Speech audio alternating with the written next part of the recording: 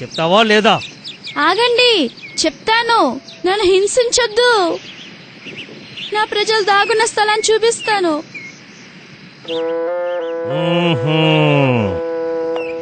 Rainbow వస్తుందంటారా? Rainbow తప్పకుండా వస్తుంది. అవును, రెయిన్బో వస్తుంది. తన ప్రజలు దాగి ఉన్న రహస్య స్థావరానికి వెళ్లే ఇరుకు మార్గం గుండా వారిని నడిపిస్తుంది. మనం సిద్ధంగా ఉండాలి. నా కుమార్తె గట్టిగా శబ్దం చేసి సూచన ఇచ్చినప్పుడు మన శక్తి కొలది బండరాళ్లను వారి మీదకి తోసెయ్యాలి.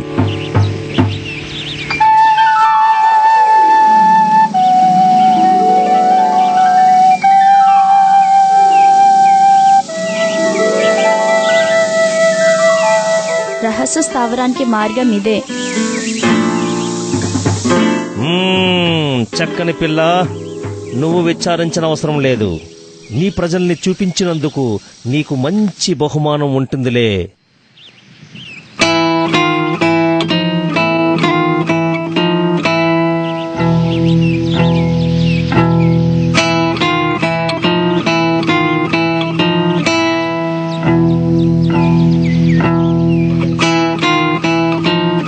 చిట్ట చివరకు వాళ్లంతా రహస్య స్థావరానికి వెళ్లే దారిలో ఉన్న విశాల ప్రదేశానికి వచ్చారు. అది రహస్య స్థావరానికి సరిగ్గా క్రిందనే ఉంది.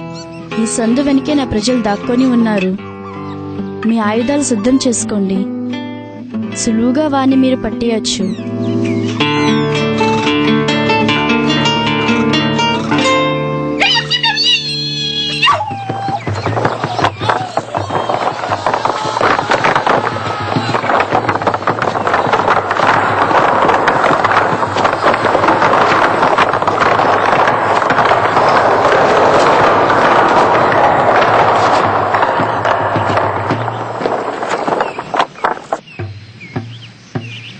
చిట్ట చివరకు అంతా నిశ్శబ్దం అయిపోయింది.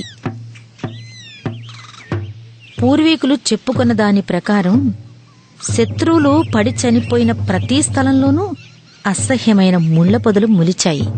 అయితే మన ప్రియమైన రెయిన్బో పడి చనిపోయిన చోట, తన ప్రజల కొరకు ప్రాణమిచ్చిన స్థలంలో అందమైన జ్ఞాపకార్థ పుష్పాలు పూచే మొక్క మొలిచింది. అవును, రెయిన్బో తన ప్రాణాన్ని తన ప్రజల కోసం పెట్టింది. ఇది చాలా అద్భుతమైన కథ.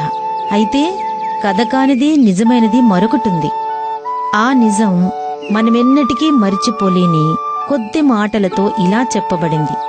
దేవుడు లోకమును ఎంతో ప్రేమించెను కాగా ఆయన తన అద్వితీయ కుమారునిగా పుట్టినవాని యందు విశ్వాసముంచు ప్రతివాడును నశింపక నిత్య జీవం పొందునట్లు ఆయనను అనుగ్రహించెను.